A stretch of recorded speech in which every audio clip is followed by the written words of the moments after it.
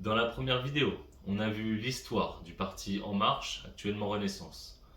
Mais maintenant, qu'ont-ils fait concrètement lorsqu'ils étaient au pouvoir? En 2017, le parti lance des réformes rapides pour libérer l'économie. Et parmi elles, on peut compter l'ordonnance travail de 2017 qui comprend la simplification du droit de travail et le plafonnement des indemnités prud'homales. La transformation du CICE en baisse pérenne des cotisations, son but, baisser le coût du travail. Mais aussi la suppression de l'ISF sur les actions, un mouvement très critiqué et un symbole déterminant du tournant libéral d'En Marche. Ces réformes, elles étaient pensées pour rendre les entreprises plus compétitives, mais elles ont aussi créé un gros débat sur les inégalités. On va mettre la poussière sous le tapis.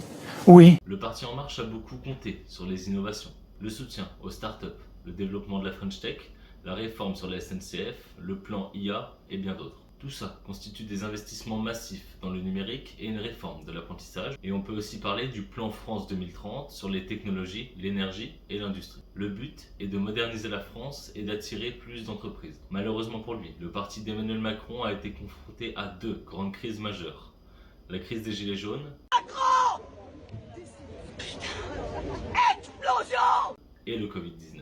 Nous sommes en guerre. Et face à ces crises, plusieurs mesures ont été prises sur le pouvoir d'achat. Il y a eu la revalorisation de la prime d'activité, le chèque carburant, le bouclier tarifaire énergie sur 2021 et 2022, sans oublier la suppression progressive de la taxe d'habitation. C'est l'un des chantiers qui a marqué le mandat, le rapport entre réforme et injustice sociale. On peut aussi noter quelques mesures qui ont été prises, qui demeurent importantes. Parcoursup et la loi École de la confiance, la fin du statut de cheminot pour les nouveaux entrants, la réforme des retraites, dont le recul de l'âge légal, et la loi sécurité globale. Le parti a souvent voulu moderniser les institutions, mais cela a provoqué souvent, voire très souvent, d'énormes réactions.